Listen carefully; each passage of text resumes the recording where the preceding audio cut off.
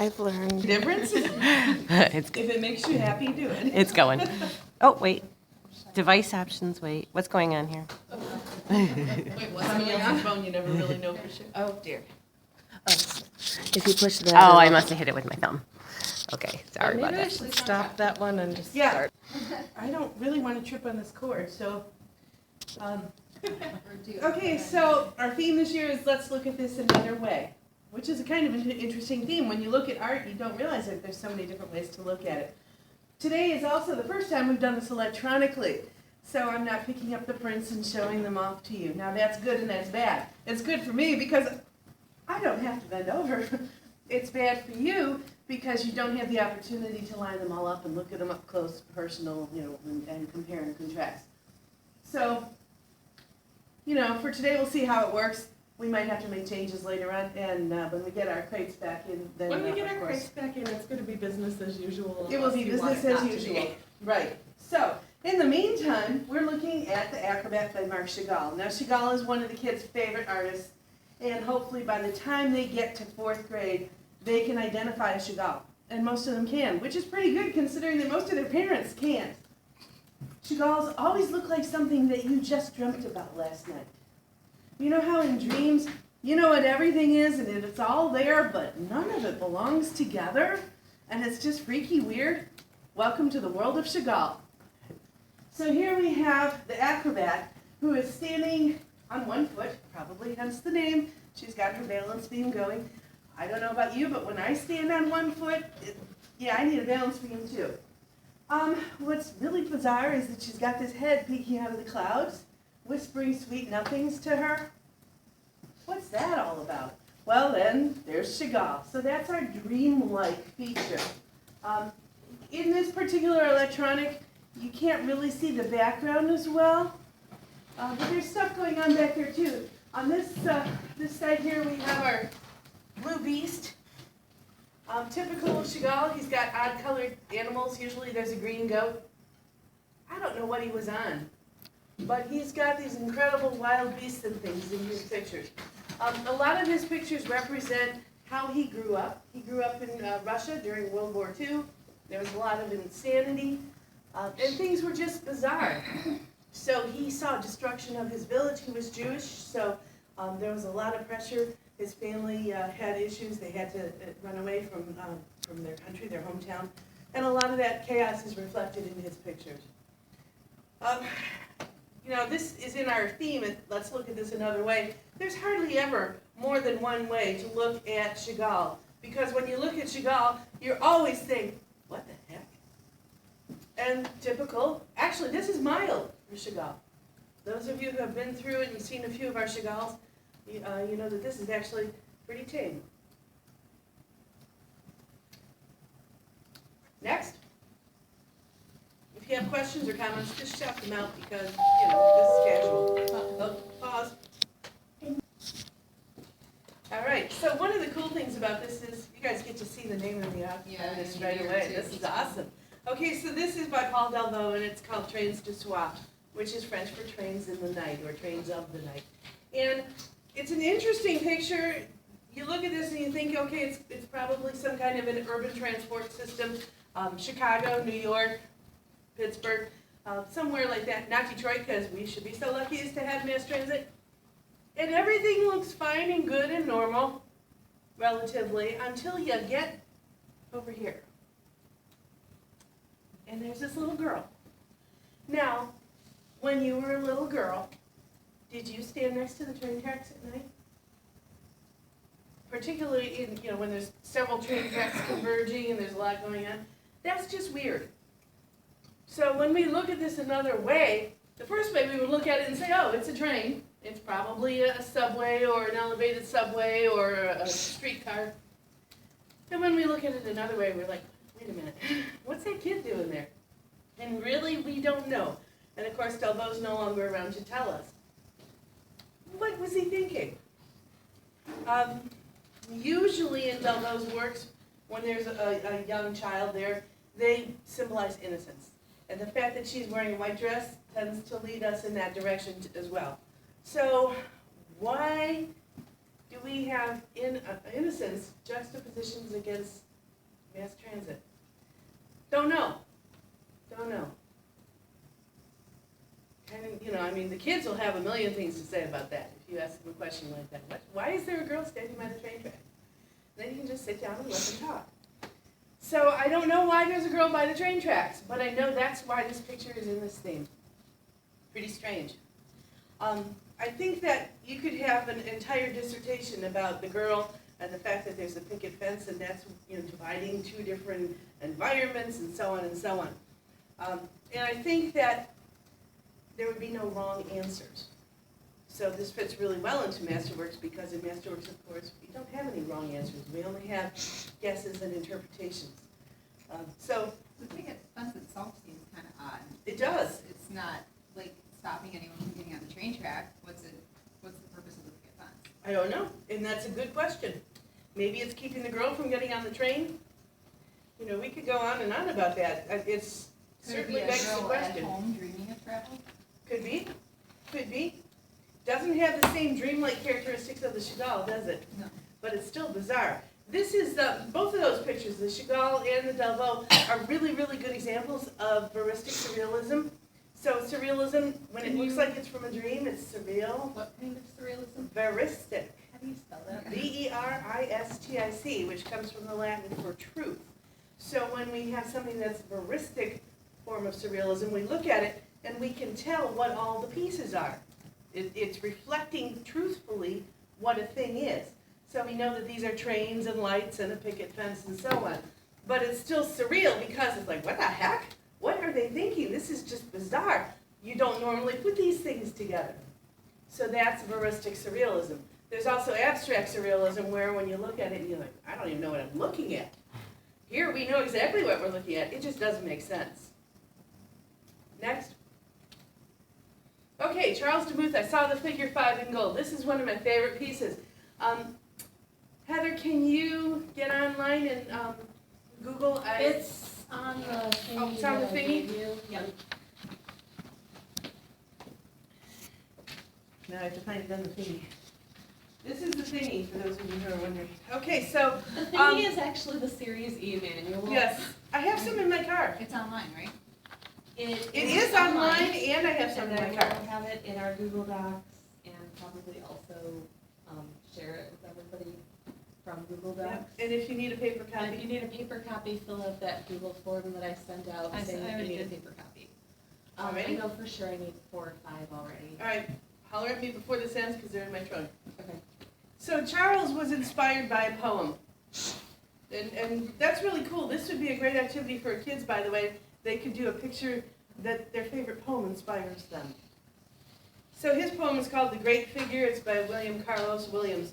And it says, among the rain and lights, I saw the figure 5 in gold on a red fire truck, moving, tense, unheeded, to gong clangs, siren howls, and wheels rumbling through the dark city.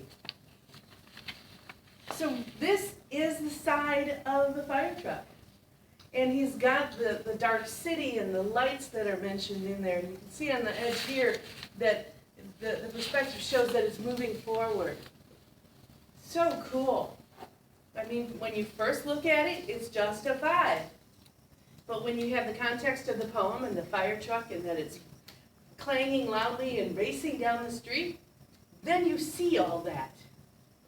And that's why this is included in this particular section, when you look at something a different way. Sometimes it helps to know the context. It's more than just a number 5. Do you think for this, like if we were here with the kids, that it would be a good idea to have them, I was thinking we could have them say, what do they think that this is showing, what do they think it's about, and do like a little small discussion about it. Okay, now I'm gonna tell you what it was inspired by, read the poem, now what do you see, what's different, what do you see differently now that you've heard what inspired it? That's a great idea. When you do it the first time, as always, make sure that you don't make them feel like their opinion was wrong. They might say, oh, it's a big 5. Okay, well, it is a big 5. And after they know the story and the poem, that might And change. then you can say, but- let's look at it another way. Exactly. Now that you know the poem. But without saying, no, you're wrong, it's really this. Right. Because they're not wrong. They're just young. They're inexperienced. Next. Okay, this is by James Ensor. It's called Still Life with Masks. I can honestly tell you that this is a creepy picture to me. If you leave this in the bin, that would be fine. Because if it creeps out a 53-year-old woman, I guess what it's gonna do to a 6-year-old. Just saying.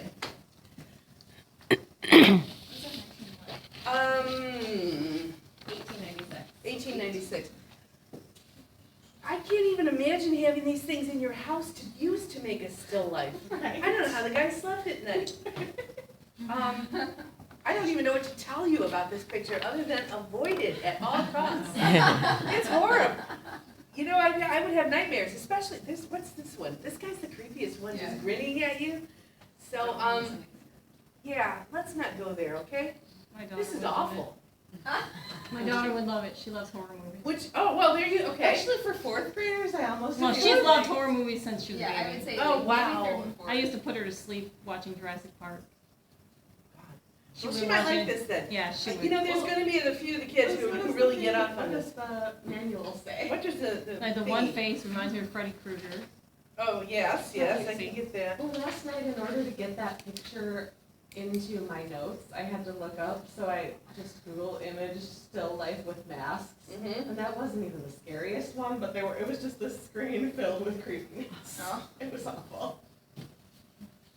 At some time in his early 20s, a pathologically neurotic element entered Enser's personality. You think? His work after this time suggests the suspicion with which he seemed to regard both his fellow man and the inanimate objects with which he was surrounded. I see that.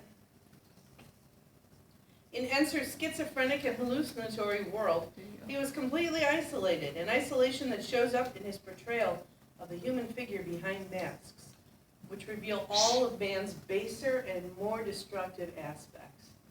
So, in other words, we could skip this one. They may not have even been creepy So it's masks. like You know, it's he. a manifestation of extreme mental illness, basically. I think what he was really doing is actually painting what was in his head. Like what he Yeah, was- that's what I say. It's just the way he saw them. That's a glimpse into his personality. Poor guy. Poor guy. This is a much more exciting one. This is by Paul Klee. It's called La Belle Jardinière.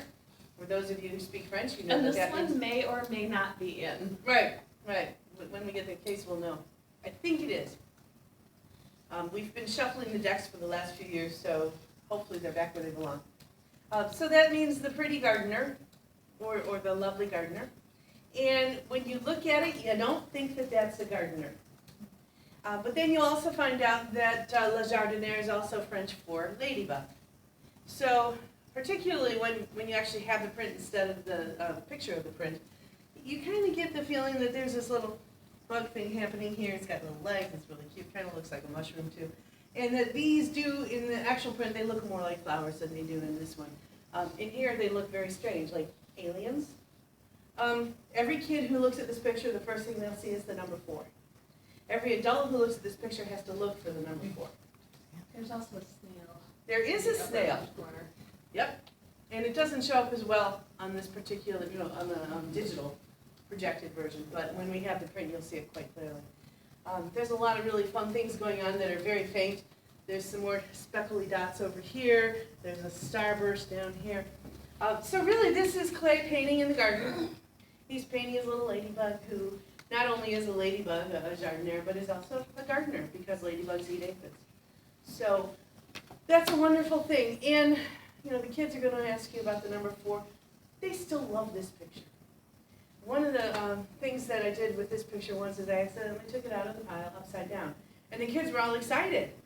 And then we turned it over, and they spent the whole time talking about how it looked upside down versus how it looked right side up. And when you're dealing with abstract things like this is an abstract surrealistic picture, isn't it? When you have an abstract, up is debatable. It does seem like there's other hidden like numbers. Yeah, there's all Is there a kinds reason of why? stuff. There's like one of the legs looks like a 1 Mm-hmm. upside down. Yep. And like it looks like it says 0, 0, and then like an 11. Yeah, it has that digital look to it, doesn't it? It looks like an alarm clock. I don't think they had digital alarm clocks in 1939. He was ahead of his time, literally. So, okay, this is Richard Lindler, the cyclist. The kids love this because the guy looks so fat. And you're like, yes, he should be cycling. Actually, this is just Lindler's style. He was inspired by another artist who did pictures of large, rounded people. And so we see that here. This is an interesting picture for the kids to look at, to analyze, because first they see the guy on the bike, then slowly they realize he's indoors. And then that opens a whole new can of worms for the kids. So when we look at this guy, yeah, he probably does need to be on his exercycle, but they start going, where is he biking? You know, why is the bike inside? How come there's only one tire on the bike? So this is a good one to use for perspective. When you're looking at something head on, sometimes they look larger, and sometimes you don't see what's behind them. So this is a good example of that. For an exercise in that, you can just zoom into a person and let them see how big your nose gets the closer you get. Your nose isn't changing size, but the perspective and the way you look at that nose is changing. So that shows them what's going on here as well. They can also do the old trick where you take your finger and you hold it against something, and then you bring your finger in, and now it's blocking out that whole something. But when you hold it further away from you, you can see the something around it. Heather? Another thing that I noticed, a lot of the activities surrounding this that were online were about is symmetry. Oh, sure, symmetry. So symmetry is when you fold something in half, and the left and the right sides are very well balanced. The boy, it doesn't get much more balance in this particular picture. And that would be a great activity for the kids to do too. They can fold a sheet of paper in half and either cut out a shape, and then you unfold it and you have a perfectly symmetrical shape. Or if you have thin paper like printer paper, they can fold it in half, they can open it, draw half of a picture, just going up to the line, and then fold it and trace it on the other side. There's a lot of things you can do for that. That is really an interesting project for them to do. Okay, Renee Magritte. This is my husband's favorite picture in all of Masterworks. He loves this. And this is another great example of veristic surrealism. We know what all these items are. We know what the clouds and the nest and the trees, but we don't usually put them together like this. This is bizarre. Typical Magritte. He has real fine, almost photographic brushwork, but he puts things together in strange and bizarre ways. So when we look at this picture, it's called The Return, and we don't really know what's returning, but the only thing that seems to be moving is this bird-like shape. The kids will often mention that they have many times seen a bird in the sky, but how often do you see the sky in the bird? And when we look, we have a daytime sky, we have a nighttime sky, and it's called The Return. Is he returning in the night because he left during the day, or the other way around? So discussion on this picture can be very interesting. And let the kids talk about it, because they will want to. This is an interesting picture to them. And then talk about the nest, why we have this little nest with 3 eggs, and what does that mean? Is the mother returning to come sit on the eggs, or what's going on with that picture? Is this the future bird from these eggs, and so on? Lots and lots of conversation about this picture, which is a nice painting, and the kids will, they'll see it many times in Masterworks. This is a very frequently used picture. Another Magritte, same, you can recognize it. He's got that photographic brushwork, and you look at it and you go, well, okay, I know what all those items are, but I don't usually put them together this way. So we're seeing heuristic surrealism.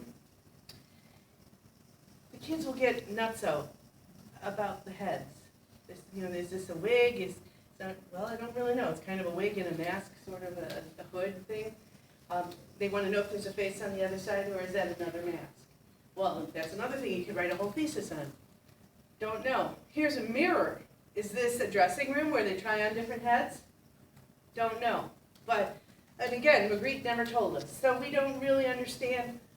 And the title, Midnight Marriage, is strange. Midnight Marriage. I don't even get the impression of nighttime so much from this.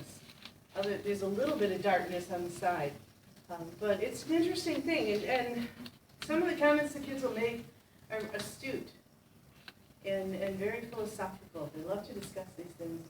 And not only are we looking at things in different ways, but we're thinking in different ways, and that's what art's supposed to do. So, fantastic, nice surrealistic picture.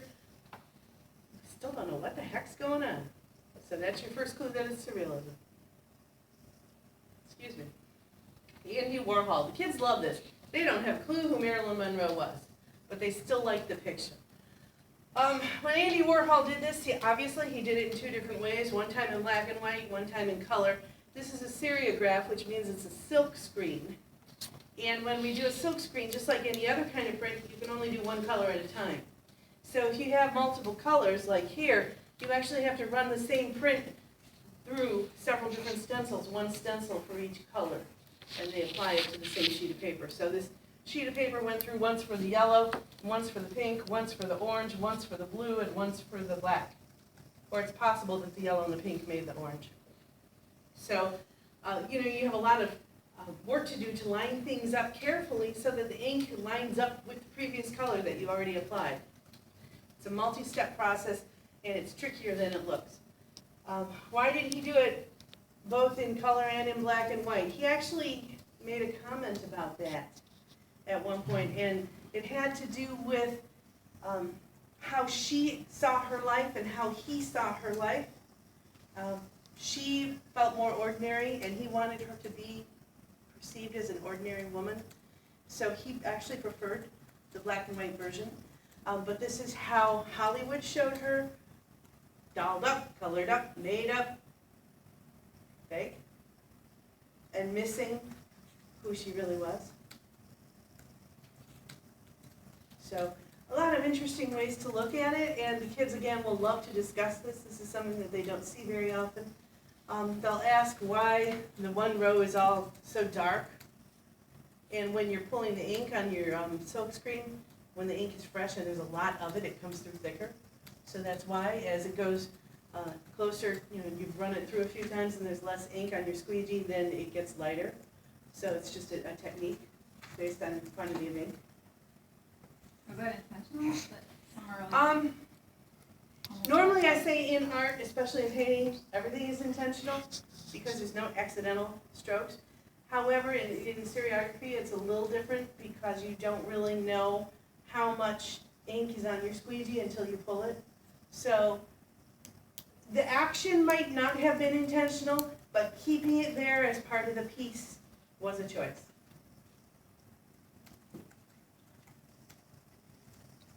our last one? Is that it? Yes. Oh, you're kidding. That was our last one. Wow. So that's a short group. Questions, comments? I wish that we could line them all up again and when we have Hang the, on, we can. oh, I shouldn't say that because Heather is, There's gotta be something we can do here. Heather's pretty good at this stuff. Let's figure out what we can. Here we go.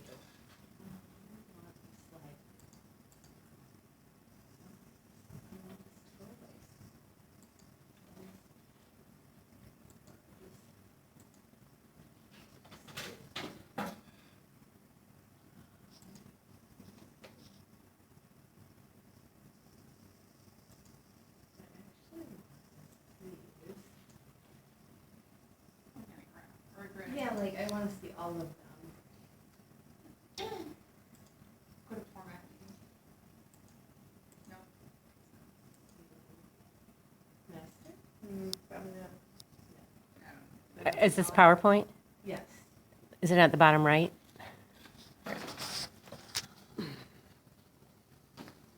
Used to be. I haven't used PowerPoint in a long time. There used to be a thing down here where you could go into the slide sorter view. Here, can you? Yeah.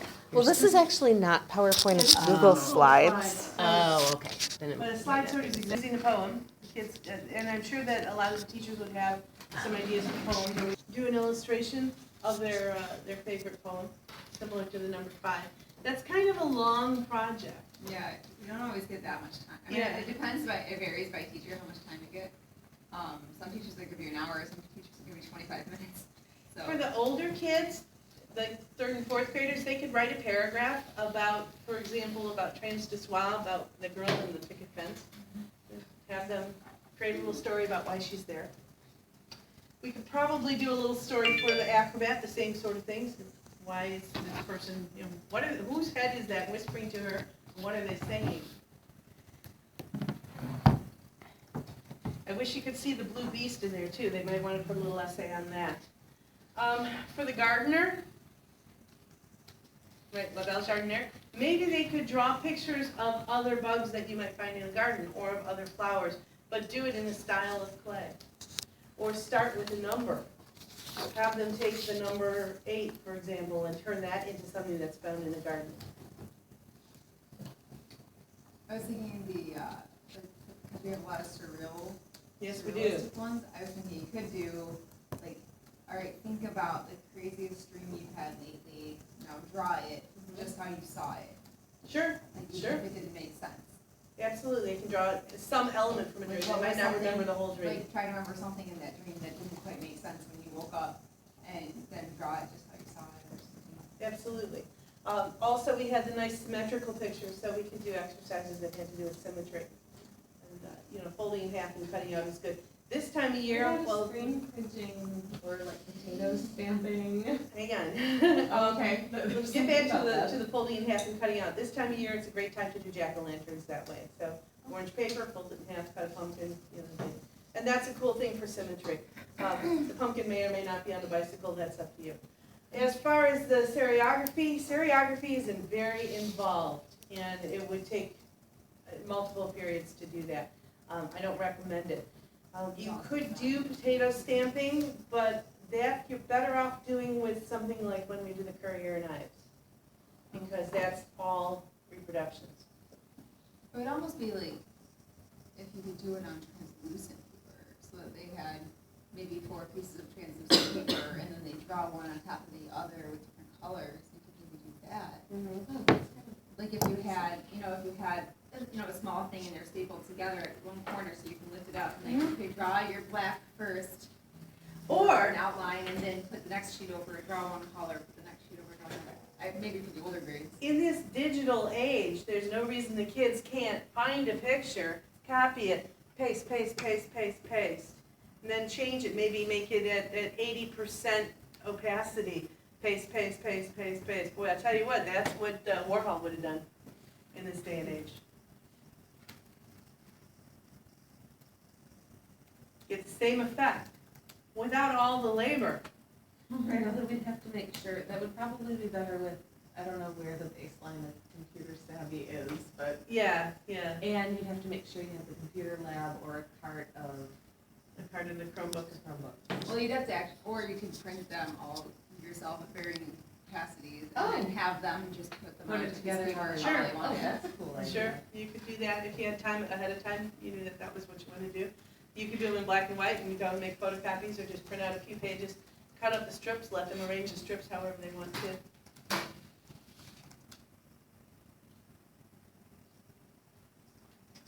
Like, I like 4 layers.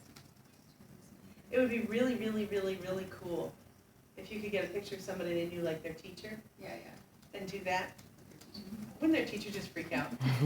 And have like all these Or it pictures? could be fun if you did that with a picture with their teacher or something, and then each kid got to pick one of their own opacity, and that they choose, and then they get to put it down and build one as a class that they get to keep in their Sure. classroom. So if every student did To one pick which face, version they want. and they could do it in color or black and white or whatever they wanted to, posterization, different effects, and then put them all together into one sheet, and there's a really cool thing. There's a teacher done a la Warhol. That would be fun. Because I could posterize a picture and Photoshop. Yeah, and Or check do the teacher principal. before you do Yeah, you can do the teacher. I need a Please picture of ask, you. yes. You don't need to ask why. Yeah, although I don't know where Life Touch is in the process, but they make all those pictures available in the front office, and you might be able to get with the secretary and see if you can get a photo of her. Surprise!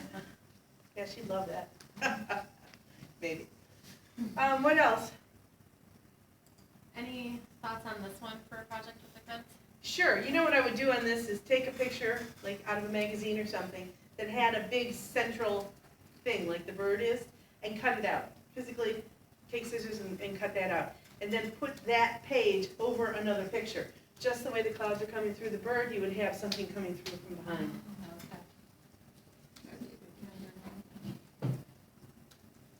And if it can be something that relates to what you cut out, all the better, but it doesn't have to be.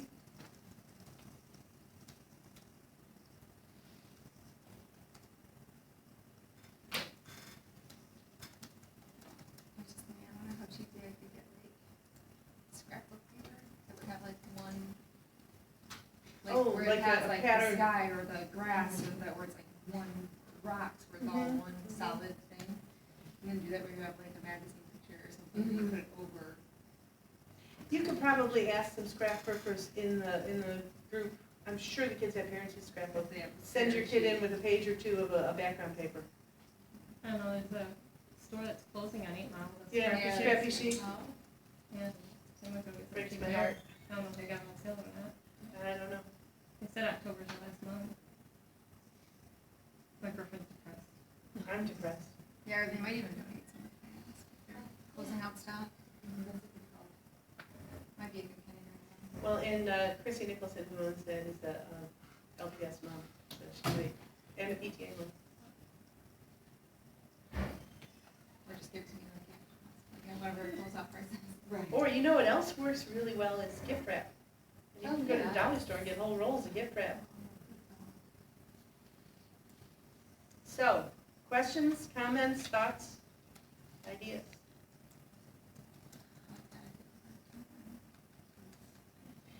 Anybody doing this for the first time? Questions about what to do, how to do it, what to expect? Are you nervous? Are you excited? And also, which rooms are you in? I'm in second grade. Second grade? I got Miss Skabinski. But I also signed up for my son's, but someone else is doing his. Yep, you'll Harris. just work with I don't them. know who's doing it. We'll, I'll I'm not have very everybody parent friendly. get so- together. How about you? I have Lemke What grade? kindergarten, Kindergarten. so I have a lot of issues because she's not here. I don't know if she's back yet, but her husband is in the hospital very serious, so she's been out for like 2 weeks so far. So it's a substitute, and I don't even know who it is or how to get a hold of her. Is Mrs. Baden? Yeah. Oh, No, No. it's important. oh, okay. And then the other thing is my dad's in the hospital right now in critical condition. Oh, dear. So, and I guess I'm the only one for Lemke? Right, but Nikki is actually also, she's one of the 4 for Moritz. Okay. And I'm hoping that the people from Moritz can help you. Okay. If you want somebody else to do this series. I might have to just because they just put my dad on a ventilator yesterday. Right. Oh, So I don't know how it's going to go. You don't need to be recording all this part. You want anyone else want to hear his medical history?